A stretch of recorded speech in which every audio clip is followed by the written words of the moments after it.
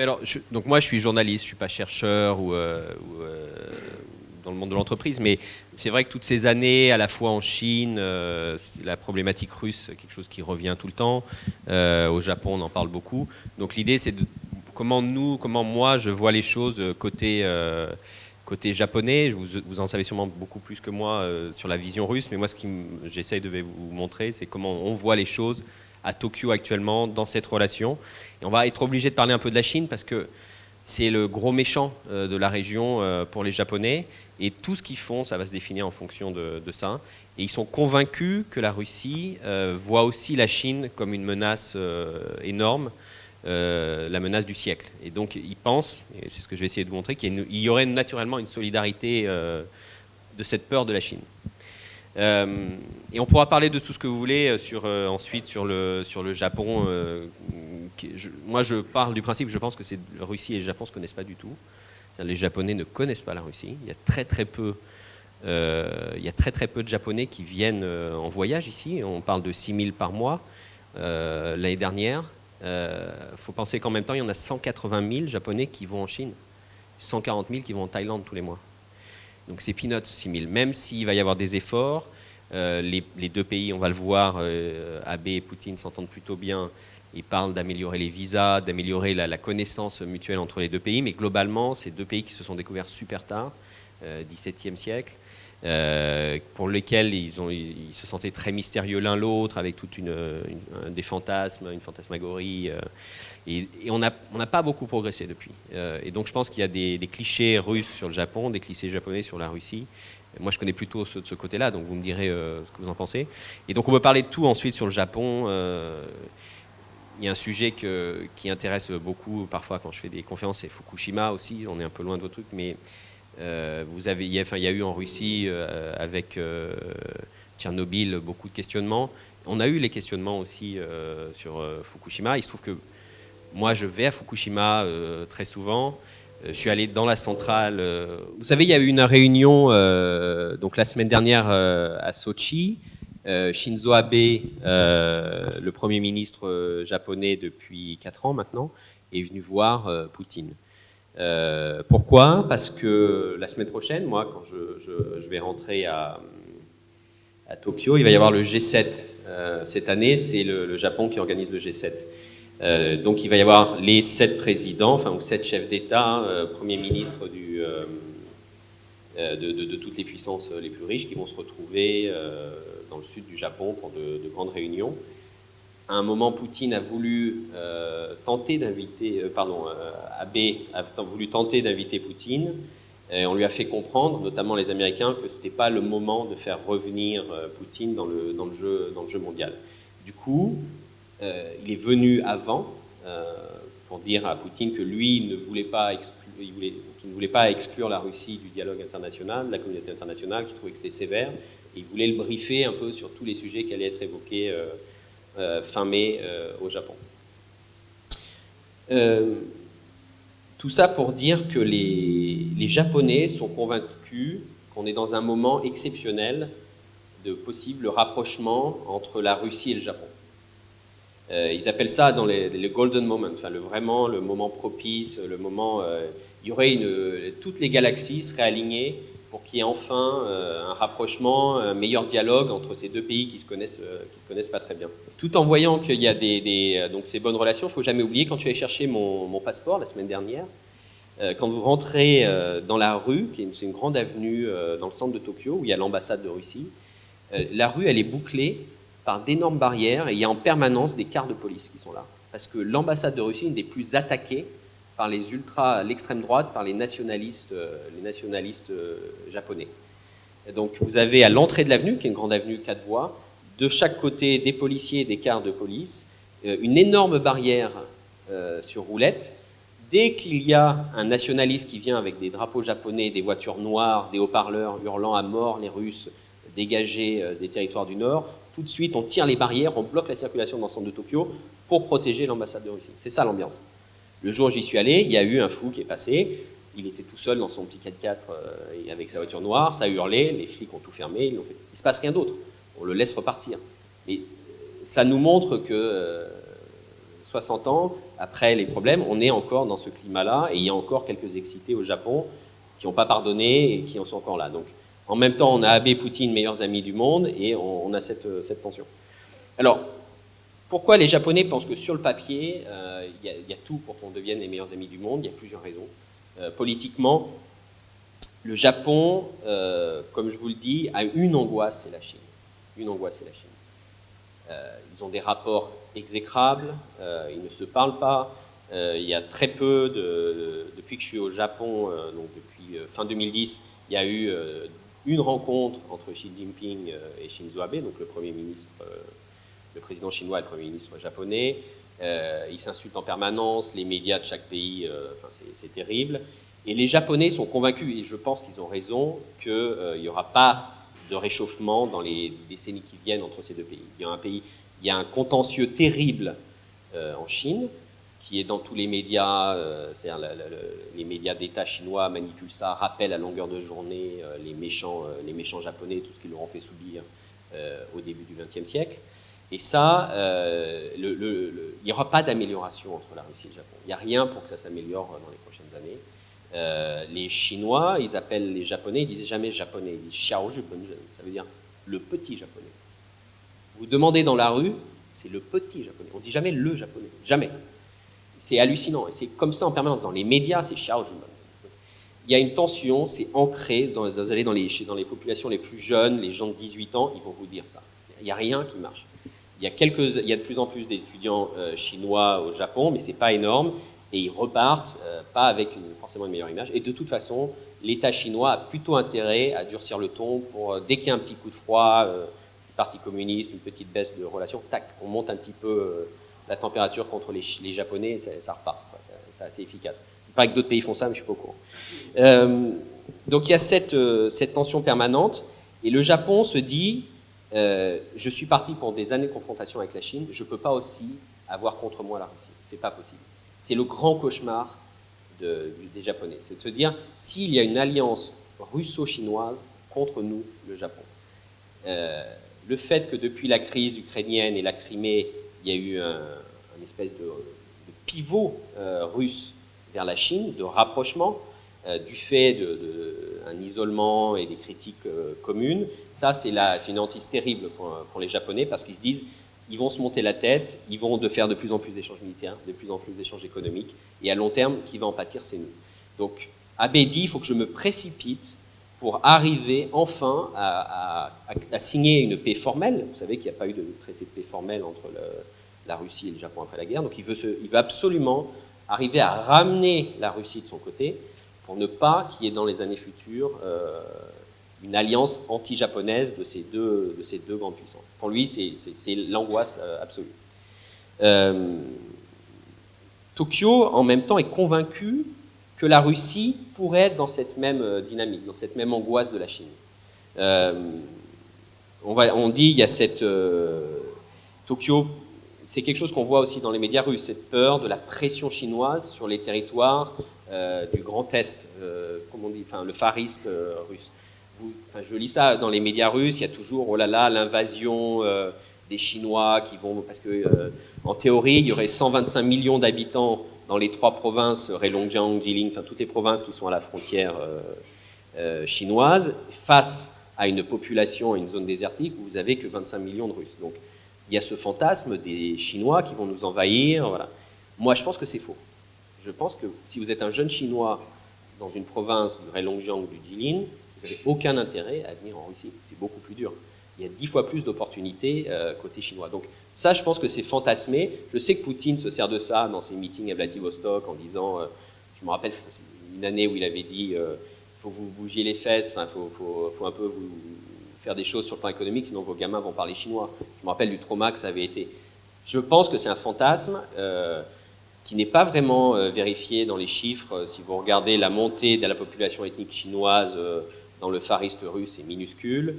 Si le chiffre de 125 millions d'habitants, ces provinces chinoises qui vont nous envahir, de fait, si vous regardez, les foyers de population sont plutôt à 600-700 km de la frontière russe. Ils ne sont pas du tout tournés naturellement vers... Voilà. Donc, je ne crois pas qu'il y ait cette pression-là. Mais Tokyo, lui, se sert de ça en disant, voilà, faites attention, vous ne pouvez pas dépouiller les Russes, ils vont vous manger, ils vont venir vous prendre des business.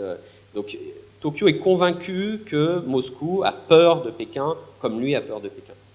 Donc politiquement, il pourrait se retrouver. Stratégiquement, il y a certains sujets sur lesquels il se retrouve. Le dossier nord-coréen. Si vous regardez les déclarations après le 6 janvier 2016, quand Kim Jong-un a fait péter son 6e essai nucléaire, ou 5e essai nucléaire, les deux pays ont utilisé les mêmes mots, le Japon et la Russie ont dit c'est une atteinte à notre sécurité nationale. La Chine n'a pas dit ça. La Chine est plus light avec Pyongyang. D'accord ? Donc il n'y a pas. Les Japonais se retrouvent avec la Russie pour dénoncer un petit peu la faiblesse de la Chine sur la Corée du Nord. Ils aimeraient que la Chine aille plus loin dans sa condamnation, dans la pression économique pour faire plier Pyongyang, pour qu'il fasse un peu moins de bêtises. On peut reparler du dossier Corée du Nord. Moi, je suis convaincu que tout le monde est très content de la situation, que personne n'a intérêt à ce que ça bouge. Donc on fait du cinéma, on dénonce, on fait des trucs à l'ONU. Globalement, toutes les capitales de la région sont ravies de la situation. D'accord ? On peut en parler. Pour Washington, c'est génial. Ça permet de justifier des bases américaines délirantes au Japon, en Corée du Sud. Pour Moscou, c'est super parce qu'il y a une compétition en Corée du Nord maintenant sur les intérêts économiques. Les Russes progressent énormément, ils sont moins sous le radar que les Chinois qui, eux, se sont fait un peu taper, ont dû un petit peu baisser leurs exportations. Pour la Corée du Sud, ça justifie aussi une militarisation dingue et l'alliance avec les Américains. Donc, tous les pays sont très contents de la situation. Personne ne veut que la Corée du Nord devienne un État normal. Pour les Chinois, ça serait dramatique. Vous faites une réunification, un écroulement de la dictature. Les Chinois voient la Corée du Sud faire monter, prendre le contrôle comme l'Allemagne de l'Ouest a pris le contrôle de l'Allemagne de l'Est. Et vous avez tout de suite des bases sud-coréennes à la frontière chinoise avec du soutien américain. Pékin ne veut pas de ça. Pékin veut un État tampon. C'est une dictature, c'est pas grave. Donc il n'y a aucune raison pour que la Corée du Nord change. Tout le monde est très content malgré les cris d'orfraie. Tout le monde est ravi de la situation. Donc Pékin, Tokyo et Moscou s'accordent bien sur ça et sont contents de dire à l'ONU, quand même Pékin, tu pourrais être un petit peu plus sévère. Donc, là encore, c'est un point de convergence potentielle entre Russie et Japon qui fait que finalement, il y a des dossiers sur lesquels ils se retrouvent. Finalement, ils pourraient parler d'une seule voix. Économiquement aussi, pourquoi ces deux pays n'échangent rien du tout? Qu'est-ce qui se passe? Ces deux énormes... le Japon, c'est la 3e économie mondiale. La Russie, c'est un des plus grands producteurs de ressources énergétiques de la planète. Qu'est-ce qui se passe? Il y a une complémentarité potentielle énorme. Produits finis vendus par les Japonais, de l'électronique, des composants, de la machine-outil vendue aux usines russes. Et en échange, achat de charbon, achat de pétrole, de gaz naturel, achat de minerais de fer, de minerais...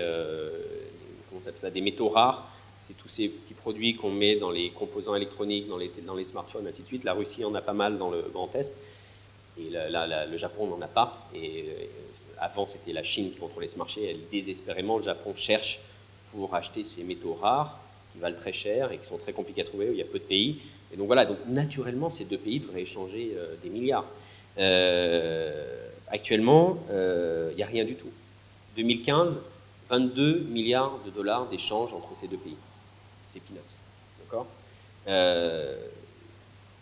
Il y a un déclin depuis les années 90 des échanges. Il y a eu un rebond à partir de 2003 sur les années 2000. 2011, on pense au déclic. 2011, c'est Fukushima. D'accord ? Mars 2011, le 11 mars, le tsunami qui rentre dans le Tohoku, qui détruit les centrales de Fukushima. Tout de suite, ça arrête 6 centrales et plusieurs autres centrales de la côte s'arrêtent automatiquement par mesure de sécurité. Dans les mois qui viennent, les 54 réacteurs du pays s'arrêtent. C'est 30% de l'électricité du Japon qui vient de s'éteindre, qui disparaît. Panique à bord. Nous, à Tokyo, on avait des restrictions d'électricité. On vous enlève 30% donc même si vous aviez un peu de marge, ça fait beaucoup. Qu'est-ce qu'on fait? Il faut du charbon, il faut du gaz naturel, il faut du pétrole. Qui c'est qu'à ça, qui se retrouve à 10 km, à 7 jours de livraison? C'est la Russie. C'est à la Russie de venir au secours du Japon à ce moment-là. 12 mars 2011, réunion exceptionnelle de Poutine et de son vice-premier ministre en charge de l'énergie, on va pousser les livraisons à notre ami japonais. C'est à nous de venir l'aider. Résultat, rien, nada, niet. Le pays qui a le plus profité, c'est le Qatar. Le pays qui a le plus profité de ça, on va y revenir après, c'est le Qatar. Donc c'est assez délirant. Mais potentiellement, on se dit, je vais revenir là-dessus, mais sur l'énergie, il y a une complémentarité. Il devrait échanger des milliards. Pour comparer, donc je vous dis 22 milliards de dollars l'année dernière. La même année, Chine-Russie, on était monté à 64 milliards de dollars, d'accord, 3 fois plus. L'année dernière, les chiffres sont un peu troublés, sont un peu faux, parce que le rouble a tellement chuté que quand on calcule en dollars, ça fausse les volumes. Donc regardons l'année d'avant. L'année d'avant, Chine-Russie, c'est 100 milliards de dollars. 100 milliards de dollars. Chine-Japon, c'est 33 milliards de dollars. Chine-Corée du Sud, Russie-Corée du Sud, c'est 28 milliards de dollars. La Corée du Sud, qui est beaucoup plus petite, beaucoup moins riche, elle échange presque autant avec la Russie que le Japon, qui est la troisième économie mondiale. C'est pas naturel, c'est pas normal. Le commerce est assez peu varié et on pourrait se dire qu'il pourrait y avoir donc beaucoup plus sur l'énergie. Sur l'énergie, il faut rappeler que le Japon, c'est le premier consommateur de gaz naturel au monde. C'est le deuxième plus gros importateur de charbon de la planète. Et c'est le troisième plus gros acheteur de pétrole de la planète. D'accord ? On a cet énorme acheteur et on a ce fournisseur là, juste à côté. Le Japon est aussi inquiet et a besoin de se diversifier. 80% de ses ressources énergétiques viennent du Moyen-Orient. C'est stressant. Le Moyen-Orient en ce moment n'est pas très stable.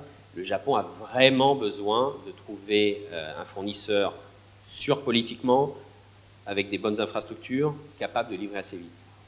Une livraison de LNG qui vient du Moyen-Orient, ça met plus d'1 mois.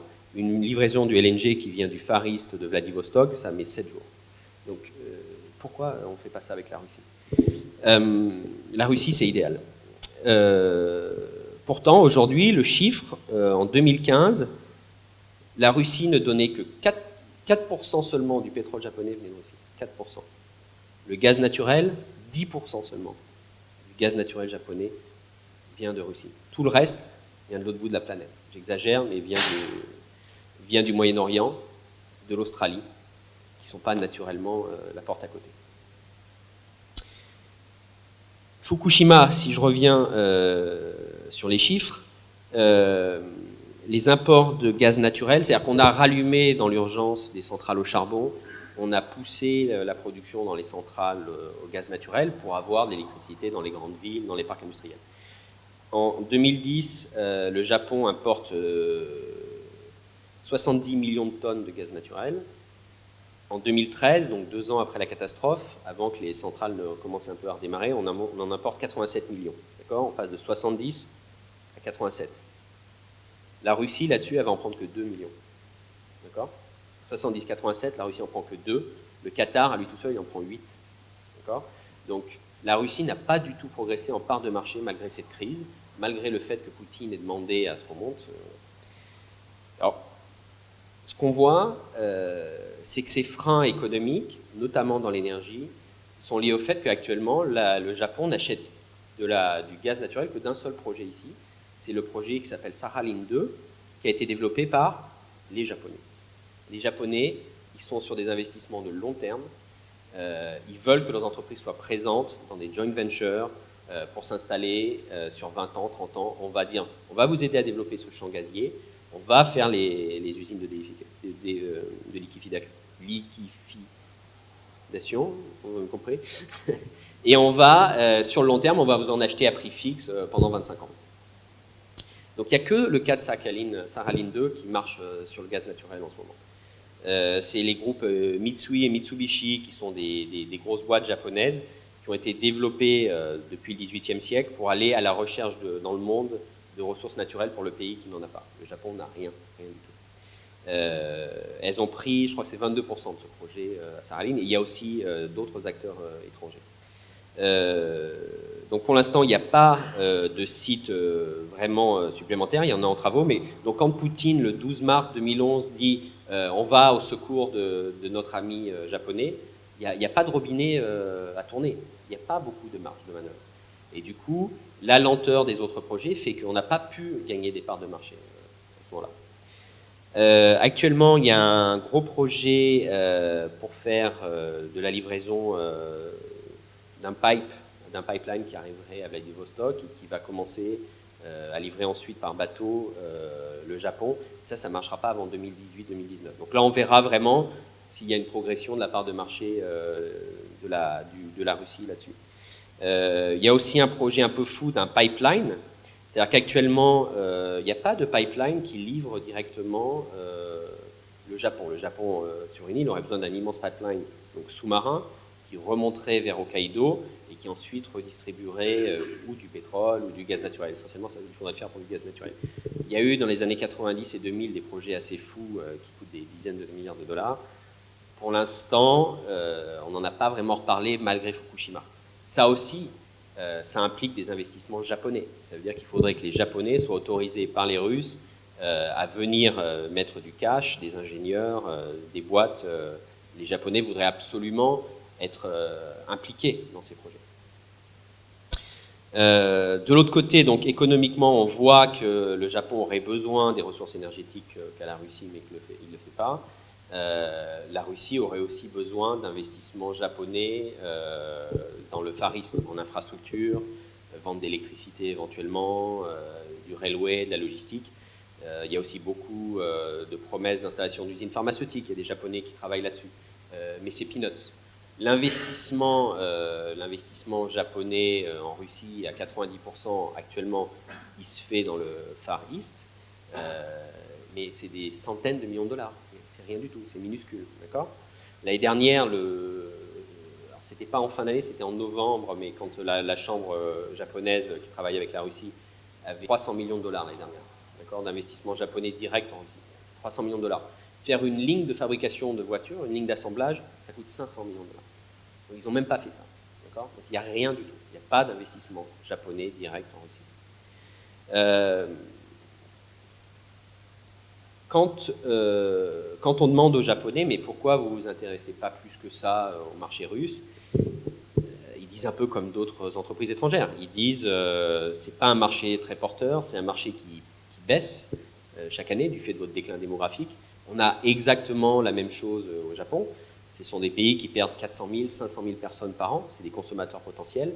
Ça veut dire que tous les marchés baissent. Au Japon, tous les marchés baissent. Le marché des chemises, le marché des t-shirts, des appareils photo, des chaises. Chaque année, il s'en vend moins que l'année d'avant. Qui va aller investir de la production? Qui va aller investir de la logistique? Qui va aller investir des magasins? Personne. Les Japonais ont cette perception sur la Russie. Ils se disent c'est un peu un pays condamné à long terme. Il n'y a plus beaucoup. Si on n'a pas les parts de marché aujourd'hui, ça va être très dur de remonter. Ils se plaignent aussi énormément de l'environnement juridique et économique. C'est un truc qui revient tout le temps. De dire c'est un marché qui n'est pas stable sur le plan légal et réglementaire. C'est un marché compliqué pour faire venir des expats qui s'installent avec des visas, notamment dans le Far East. Et les plus durs sur ça, c'est souvent des Russes. Je ne sais pas si vous connaissez Alexander Panov, qui est un super chercheur, qui est un ancien ambassadeur russe, qui était au Japon de 2003 à 2006. C'est un des plus sévères sur ça. Il dit honnêtement, il faut imaginer un investisseur japonais. Les Japonais adorent quand tout est réglé au cordeau. Ils veulent aucune surprise, aucune virgule qui dépasse. C'est ça un investisseur japonais.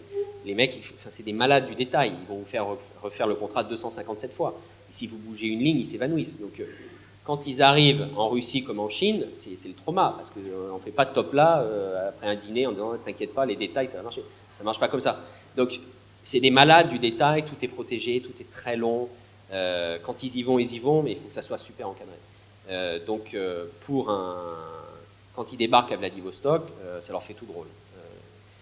Il y a aussi, c'est Poutine qui avait fait une blague là-dessus, je ne me rappelle plus dans quel cadre. Il expliquait qu'à chaque fois qu'il y avait des investissements directs étrangers, le même projet crachait 40% de plus d'impôts l'année d'après. Pourquoi? Dès que vous avez un investisseur étranger, c'est de la transparence. Vous faites venir un Américain, vous faites venir un Français, vous faites venir un Japonais, on va faire une joint venture, exploiter un champ gazier. bien sûr, l'acteur russe, vous me contredirez si je me trompe, mais il oubliait une partie de ses profits avant. Il ne les déclarait pas. Dès qu'un Japonais arrive, tout est au cordeau. On sait exactement, au copec près, combien on a gagné en profit opérationnel, combien on a perdu, combien on a mis d'investissement. Et c'est Poutine lui-même qui dit à chaque fois que j'ai fait venir du FDI, de l'investissement direct étranger, l'année d'après, je me prends 40% de revenus en plus. C'est génial. D'accord ? Donc ça, c'est un problème qui revient. Alexander Panov, il dit lui-même, les milieux d'affaires, notamment dans l'énergie, dans le Far East, ils voient d'un mauvais œil l'arrivée d'étrangers. Bien sûr, ils font moins de business, mais ils les font selon leurs termes. Ils peuvent garder cette opacité qui les arrange et faire venir un étranger. Il va peut-être amener de l'argent pour faire des nouvelles infrastructures, mais ça va chambouler, ça va réorganiser la manière dont on travaille. Donc, si on voit qu'économiquement, il y a un énorme potentiel pour que ces deux pays se rapprochent, mais ça ne marche pas. Politiquement, il y a un énorme, aussi potentiellement, sur le papier, on se dit, ils devraient parler plus ensemble à cause des Chinois, des choses. En fait, politiquement, il y a aussi pas mal de freins. C'est-à-dire que ce n'est pas si évident. Il faut faire vraiment la distinction entre la théorie et la pratique. Et moi, je crois que les Japonais se trompent fondamentalement sur leur perception de cette Russie qui, tout d'un coup, serait affaiblie parce qu'elle est brouillée avec l'Ouest, elle est brouillée avec les États-Unis, avec l'Europe. Donc, à Tokyo, ils sont convaincus que la Russie est affaiblie et a besoin qu'on lui tende la main, a besoin d'un ami pour revenir dans la communauté internationale et pour pouvoir ne plus être le paria à cause de la Crimée, du Donbass et ainsi de suite. Vous connaissez ça 10 fois mieux que moi, mais ce n'est pas l'impression que j'ai. Je crois qu'en fait, la Russie s'en fout. C'est-à-dire que on ne fait pas plier Poutine si facilement. C'est pas comme ça que ça marche. Tokyo, il a vécu le G7, enfin la crise ukrainienne comme un drame. C'était le moment où Abe et Poutine étaient en train de se mettre en scène comme les meilleurs copains. Ils se sont vus depuis début 2012 jusqu'à aujourd'hui, ils se sont vus 15 fois. C'est énorme. Bon, Poutine n'est jamais allé au Japon. Jamais. C'est toujours Abe qui vient, ou il se retrouve dans des sommets internationaux. Donc, quand arrive la crise ukrainienne, c'est un drame terrible aussi pour Tokyo. Parce que, d'un autre côté, il est membre du G7, c'est un allié des Américains, et il était en train d'essayer de se rapprocher de Poutine. Mince, comment on fait le truc ? Donc, ils sont allés à reculons dans les politiques de sanctions. Et les Japonais disent chasser deux lapins en même temps, c'est-à-dire rester copain avec Poutine et en même temps pas se brouiller avec Washington et en disant quand même c'est pas gentil ce que tu as fait. Et les Japonais disent faut jamais chasser deux lapins en même temps parce qu'en fait on n'en attrape aucun et c'est un peu ce qui est en train de se passer pour le Japon. Donc Tokyo pense maintenant en militant pour une levée progressive des sanctions, en remettant Poutine dans le jeu, en allant voir Poutine à Sochi, en disant aux Américains quand même, est-ce que c'est la bonne chose ? Vous savez, il y a quand même un méchant qui s'appelle la Chine, c'est plutôt sur lui qu'il faudrait se concentrer, ainsi de suite. Il est convaincu que Moscou va se dire, bon, bah, l'acteur avec lequel je dois parler en Asie, c'est le Japon. C'est le pivot vers l'Asie. Vous savez, depuis 2014, depuis Shanghai, Poutine va à Shanghai, quelques jours avant, il a envahi la Crimée, c'est la Tohu. À Shanghai, on ne lui dit rien, il n'y a aucun problème, il n'y a que des dictatures. Les mecs lui disent non, mais viens en Asie, t'es notre pote, on comprend ce que tu as fait, il n'y a aucun problème. Il appelle ça le pivot vers l'Asie. Il se dit, bah, moi aussi, je vais faire le pivot vers l'Asie comme Obama, je vais me chercher de nouveaux alliés, de toute façon, c'est plus dynamique, il y a plus de croissance. Là, on est en mai 2014, c'est exactement il y a 2 ans. Donc, est-ce que la Russie a fait ce pivot vers l'Asie et est prête à s'associer avec le Japon ? Non. La Russie n'a pas fait de pivot vers l'Asie. La Russie a fait du pivot vers la Chine, c'est tout. Et peanuts, presque rien du tout. Ce que les Asiatiques voient, donc il y a ce grand sommet à Shanghai où Poutine a l'impression que l'Asie est prête à lui pardonner ce qui se passe au Donbass et en Crimée, et beaucoup moins sévère. Mais un an plus tard, en septembre 2015, vous savez, à Vladivostok, c'est le premier Eastern Economic Forum, quand Poutine dit c'est le moment de faire venir des investisseurs étrangers dans le Far East, on va ouvrir, on va être transparent, ainsi de suite. Il y a énormément de PDG asiatiques qui sont partis dans la zone, des Japonais, des Chinois, des Malaisiens.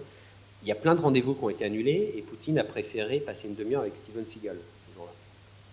Et ça, c'est très très mal passé en Asie. s'est dit, mais c'est des gros pontes qui sont tous partis là-bas. Et le gars s'est affiché avec Steven Seagal pendant 30 minutes et a annulé ses rendez-vous avec les grands PDG. C'est pas très grave, c'est un symbole, mais les gens se sont dit, mais c'est ça le pivot vers l'Asie, ils nous snobent pour un zozo d'Hollywood. Un mois plus tard, il y a le East Asian Summit, il y a la PEC, Poutine zappe les deux réunions. C'est la première fois qu'ils zappent les réunions depuis 5 ans. L'année où, soi-disant, il est en train de monter en puissance en Asie pour compenser ses problèmes à l'Ouest. Ça, le Japon, ça les a un petit peu, même s'ils sont... ils n'étaient pas aux formes de Shanghai de la même manière, mais ils se disent, est-ce qu'il y a vraiment un pivot asiatique de Poutine? Est-ce que vraiment, au-delà de la Chine, il a envie de parler à l'Asie du Sud-Est? Est-ce qu'au-delà de la Chine, il a envie de parler au Japon? Moi, je ne crois pas.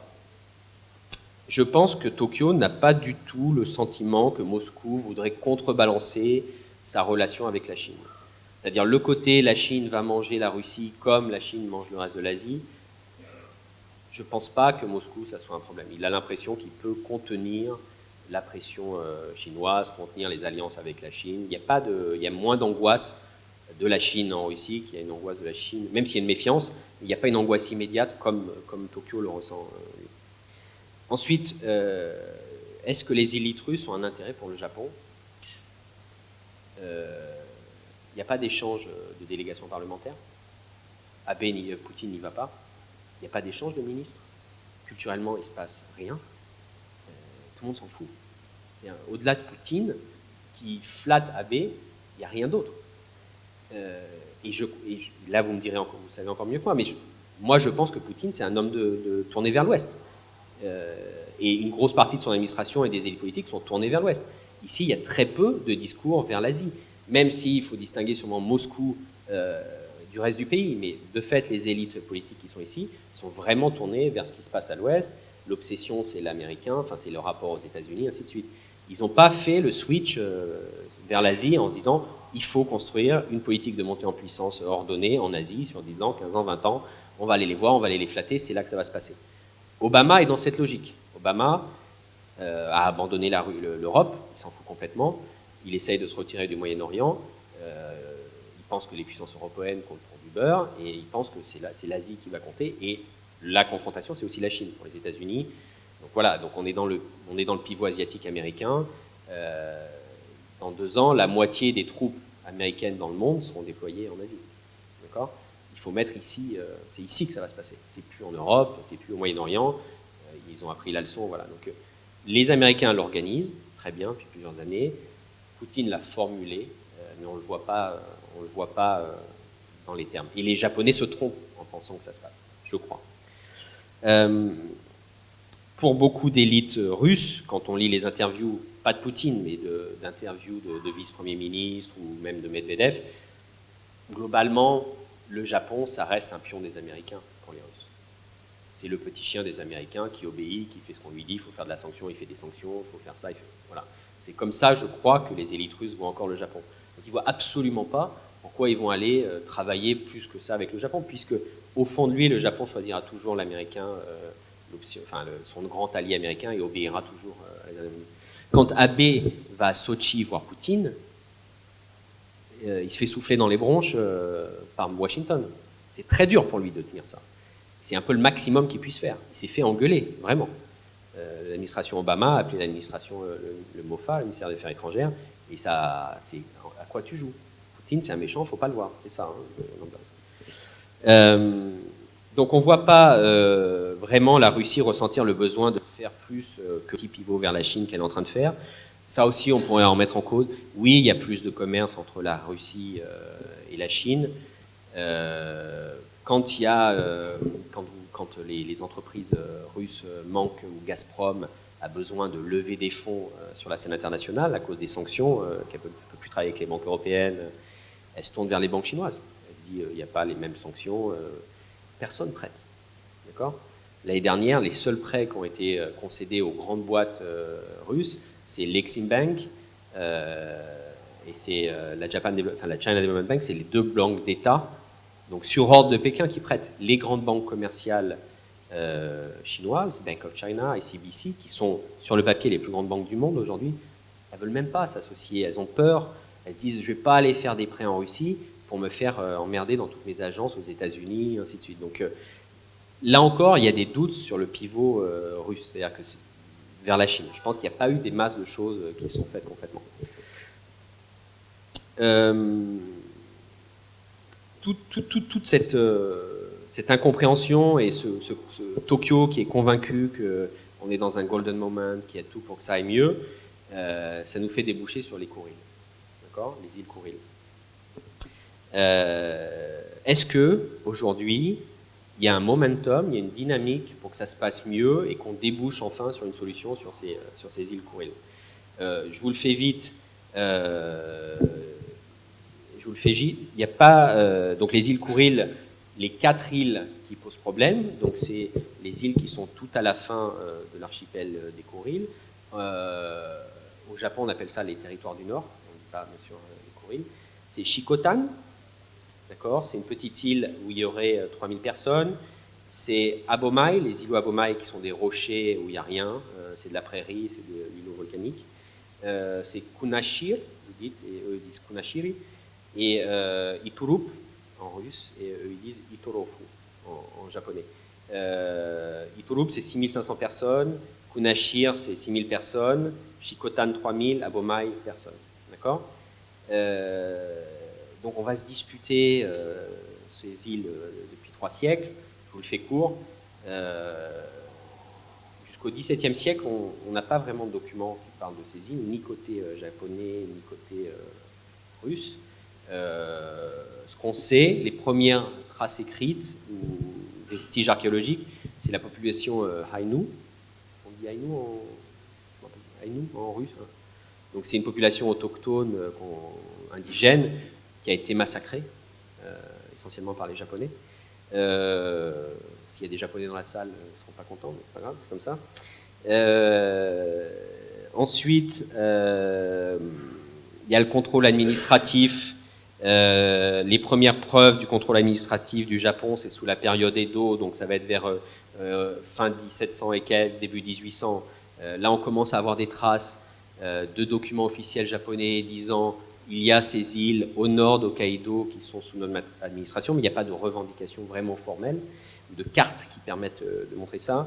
Les Russes, eux, qui découvrent assez tardivement cette zone, descendent progressivement des Kouriles au début des années 1800-1820 et ils vont descendre jusqu'à Iturup. On a des écrits disant qu'à cette période, il y a des pionniers russes qui sont en train de vivre sur ces zones. À l'époque, il y a des échanges commerciaux, c'est les premiers échanges commerciaux sur ces îles avec des Japonais. C'est la période où le Japon est fermé, c'est ce qu'on appelle la période Edo, où le Japon est totalement fermé. C'est interdit de commercer avec des étrangers, de parler avec des étrangers, il y a un seul port. Mais il y a des premiers échanges qui se passent pacifiquement, il n'y a pas de conflit sur moi j'ai cet îlot, toi tu as cet îlot. Ensuite, les Suds, donc les îles Kouriles vont être plus formellement occupées par le Japon. C'est une période où il y a pas mal d'incidents entre les habitants, enfin, les pionniers des deux côtés, parce qu'il n'y a pas de définition précise des territoires. On ne sait pas vraiment sur quel îlot commence la Russie, sur quel îlot commence le Japon. C'est 56 îles, je crois, l'ensemble de l'archipel, dont des minuscules. Très longtemps, dans les traités de l'époque ou dans les vieux écrits, on a l'impression que c'est Iturup la limite, d'accord ? Les Russes jusqu'à Iturup et en dessous les Japonais. C'est pas formel. Il n'y a pas d'écrit de négociation formelle entre les deux pays qui fait la limite. Donc c'est un peu compliqué. Ensuite, il y aura traité de Shimoda, 1855, traité de Saint-Pétersbourg. Là, le Japon formellement abandonne toute revendication sur Sakhalin. Et en même temps, les Russes, les Japonais ont visiblement le droit d'occuper l'essentiel des îles Kouriles. Il y a la guerre de 1904-1905, la guerre russo-japonaise, qui n'a pas énormément d'impact sur ce conflit-là. Elle se passe plus donc, côté chinois. À l'époque, c'est Mandchourie, Chine, c'est là que se concentre l'essentiel des affrontements et le cœur des affrontements. Donc, c'est assez trouble. Pas de texte vraiment négocié, très précis entre les deux pays. Sur ce arrive la Seconde Guerre mondiale. C'est là que tout va basculer. L'URSS déclare la guerre au Japon le 18 août 1945. Donc il y a un conflit très court, 18 août, 3 septembre, où les troupes russes s'emparent de la totalité des îles Kuriles, jusqu'à la dernière, avec comme objectif éventuellement de prendre aussi Hokkaido. Donc, Hokkaido, la dernière grande île du Japon, très large. Ils préparent cette invasion, mais elle n'aura pas lieu. Et l'URSS, quand elle fait ça, elle dit « Moi, je suis dans mon bon droit, je suis dans le clan des gagnants, et tous les traités qui sont négociés pendant la guerre et qui doivent être mis en application lors de la défaite du Japon m'accordent les Kuriles. L'accord de Yalta, la déclaration de Potsdam, traité de San Francisco. Donc, les trois accords, c'est vrai, disent que la Russie pourra prendre une partie des Kuriles. Mais c'est un peu compliqué. Le Japon dit, oui, c'est vrai que ces accords parlent des Kuriles, mais les territoires du Nord, ce n'est pas les Kuriles. On n'a jamais dit que les territoires du Nord, donc nos 4 îles qu'on voudrait récupérer, sont dans les Kuriles. Ça n'a jamais été défini formellement. Ensuite, le traité de Potsdam fait référence, dit que la Russie va pouvoir récupérer les territoires qui auraient été acquis par le Japon de manière violente ou par avidité. Et le Japon dit, mais c'est nos territoires historiquement, on a toujours été là, on ne les a pas pris par la violence ou par l'avidité, c'est des territoires japonais depuis 3 siècles, ainsi de suite. Donc il dit, ni l'accord de Yalta, ni le traité, ni la déclaration de Potsdam sont applicables dans ces cas-là. La Russie, donc, est illégalement sur nos territoires. Je vais vous épargner la totalité du débat, des réunions qu'il y a eu depuis. Il y a une date hyper importante, c'est 1956. C'est Gorbatchev à l'époque, non? Non, pas Gorbatchev, non, je veux dire Khrouchtchev, pardon, oui, c'est Khrouchtchev. Non, après, Khrouchtchev a besoin à l'époque, en pleine guerre froide, de faire la paix et veut se rapprocher un peu du Japon. Il dit, nous, on est prêt à vous lâcher 2 des 4 îlots. On vous lâcherait à Bomai, où il n'y a personne, et Shikotan, où il y a 3000 personnes. On est prêt à faire ça. Les Japonais répondent non. Nous, c'est les 4 ou rien. D'accord. Donc ça va être tout le long comme ça. Sous Yeltsin, sous Gorbatchev, il y a vraiment une ouverture côté russe. Les îles sont assez peu peuplées à l'époque. C'est un peu abandonné au bout du territoire. On ne les a pas économiquement développées. C'est on veut bien vous lâcher ces 2 îles, et ensuite, vous signez un traité de paix formel, vous arrêtez de revendiquer, et on vous donne ces 2 territoires. Énorme débat sur les mots. Les Japonais disent, non, non, vous ne nous donnez pas, vous nous rendez. Les Japonais disent, non, non, on donne, c'était à nous. Ah non, non, on n'est pas d'accord, nous c'est rendre. Donc, là, il y a des livres entiers sur ça, hein, sur l'utilisation des mots dans le traité potentiel qu'on pourrait signer. Sous Koizumi, il y a eu aussi côté japonais des tentatives d'améliorer ça en disant il faut qu'on fasse la paix, c'est débile, voilà. La Russie, elle a à peu près raison, elle dit attendez, c'est moi qui fais toutes les concessions, c'est à vous de faire un geste. Les Japonais, c'est non, on veut les 4 ou rien. Les Russes, les plus durs, ils disent nous, on veut même pas en lâcher 4. Pour nous, les Kuriles, c'est un site stratégique super important. C'est très dur de vérifier ça, mais on dit que c'est pour faire sortir les sous-marins de manière très discrète des bases de l'Est russe, pour aller dans la mer de Otosk, la mer d'Otosk, le plus pratique, c'est de passer entre ces îlots où il y a une certaine profondeur. Et il y a peu de contrôle, c'est très dur pour les espions étrangers, les navires étrangers, les radars, de surveiller ça. Donc il dit c'est un passage génial. Vous avez pas mal d'analystes militaires qui vont vous dire c'est un peu bullshit, mais bon, c'est très dur là de savoir ce qui est vrai ou pas. Les Russes disent, donc on a nos sous-marins, c'est une zone stratégique qu'on veut remilitariser pour protéger ce côté. Il y a beaucoup de pêche. On dit là aussi que c'est une des zones de pêche les meilleures au monde, une des 3 plus riches au monde. On pense qu'il y a presque 2 milliards de dollars de poissons à sortir chaque année. D'accord ? Ça compte ça pour les Japonais. Ils aimeraient bien avoir accès à ça. Il y a aussi des métaux rares, les métaux dont je vous parlais, donc qui servent à faire votre Apple, votre iPhone. Il y a un métal qui s'appelle le rhénium, et qu'on trouve là, dans ces îles, et qu'on trouve nulle part ailleurs en Russie. La Russie d'ici, moi je perds les dernières îles, va falloir que j'achète mon rhénium aux Chinois à prix fort, ainsi de suite. Donc, est-ce que ça peut progresser les cours îles? Donc Tokyo, encore une fois, croit que ça va s'arranger. Moi, j'ai du mal à voir, côté russe, ce qui fait que les Russes auraient besoin de faire un cadeau aux Japonais en ce moment. Et, enfin, vous savez encore mieux que moi, mais est-ce que Poutine est prêt à lâcher aujourd'hui une île où il y a 3000 citoyens russes? Après ce qu'il a fait en Crimée, au Donbass, le symbole est fort. Je n'y crois pas trop, personnellement. La solution que les Japonais... Alors, les Japonais ont toujours dit on veut les 4 îles ou rien. D'accord? Un modèle, quand vous parlez avec les hauts fonctionnaires du ministère des Affaires étrangères, c'est ce qu'ils appellent le 2 plus alpha. D'accord? Vous nous rendez les Abomai, les rochers où il n'y a rien. Vous nous rendez Shikotan, on trouve une solution pour vos 3000 mecs. Et plus alpha, c'est-à-dire vous nous doit co-participer à la vie sur les 2 autres îlots, les 2 autres îles que nous on voudrait. Ça peut être de la zone économique de développement, le partage des zones de pêche. En théorie, déjà les Japonais sont censés pouvoir accéder à une partie de la pêche. Mais bon. Donc voilà, c'est le 2. Vous nous donnez, vous nous rendez, voilà, il y aura 10 ans de négo sur le mot, mais c'est pas grave, 2 plus alpha, et vous nous laissez co-développer les 2 autres îlots que vous ne voulez pas formellement nous rendre. Pourquoi pas? Encore une fois, est-ce que c'est le moment pour Poutine? Est-ce qu'il est tellement sous pression qu'il a besoin du Japon, qu'il lui faudrait lui faire ce cadeau? J'y crois pas. Je pense qu'il y a des tensions au sein même du gouvernement russe. Medvedev fait des sorties dans les courriels régulières. La dernière, c'était au mois d'août dernier. Les Japonais sont vent debout. C'est un crime contre l'humanité quand ça se passe. Il faut voir la presse, c'est terrible. Et quand il y va, il dit en plus, on va mettre plus d'équipements militaires, on va mettre plus d'argent, on va développer ces zones. Donc, est-ce que toutes les élites russes ont envie de faire ça? Est-ce que Poutine a envie? Je ne pense pas. Donc, Poutine, il fait juste de la mise en scène, il est très fort pour ça, avec Abe. Abe tombe dans le panneau, le Premier ministre, peut-être que lui-même, ils sont démoniaques, donc peut-être que lui-même a compris, mais voilà. Après, il y a le débat sur les opinions publiques.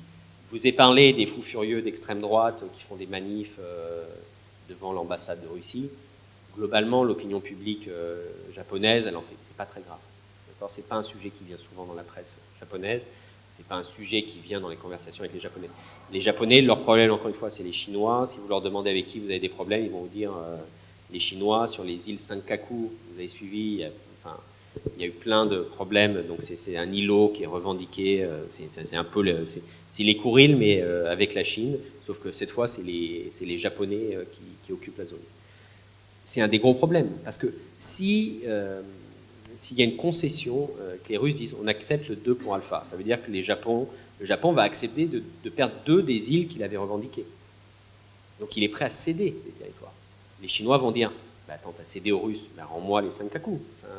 Donc ça fait une jurisprudence terrible dans la région. Pareil, il y a un gros débat, un gros conflit territorial avec des îles qui sont minuscules, où il n'y a rien, enfin des mouettes, voilà, ça s'appelle les Dokdo en sud-coréen et Takeshima en japonais, c'est entre la Corée du Sud et le Japon, même problème, sauf que là c'est la Corée du Sud qui occupe.